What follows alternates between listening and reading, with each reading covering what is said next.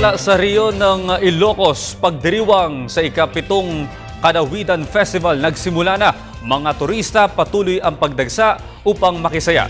Para sa detalye, balita mo kami Mike Escobar ng PTV Ilocos Region. Naman ng mga Ilocanong kanilang pagpapahalaga sa kanilang tradisyon, kultura at kaugalian sa pagdiriwang ng ikapitong Kanawidan Festival. Sinimulan nito ng misa sa St. Paul Metropolitan Cathedral na sinundan ng prosesyon sa pamosong Heritage Village. Tampok ang mga imahen ng mga patron sa iba't ibang bayan dito.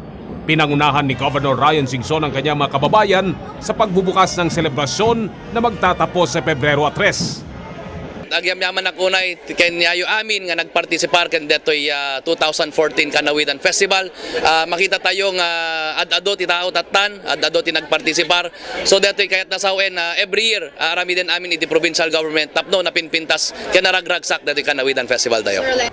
Unang naging panauhin si pambansang kamao Manny Pacquiao na sumaksi sa mga ipinagmamalaking dancing fountain ng Ilocos Sur sa Plaza Salcedo sa Vigan na sinundan pa ng magarbong fireworks display. Masaya ako dahil marami ako bagong nakita, especially yung dancing fountain. Maganda. Naisip ko nga, sabi ko, pwedeng gayahin ko to sa province.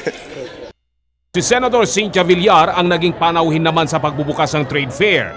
Sinabi ng senadora, malaking bagay ang pagdaos ng Kanawidan para magkaroon ng oportunidad ang bawat mamamayan na makibahagi sa tradisyon at mapaangat din ang kabuhayan sa pamamagitan ng pagyabong ng turismo at ekonomiya.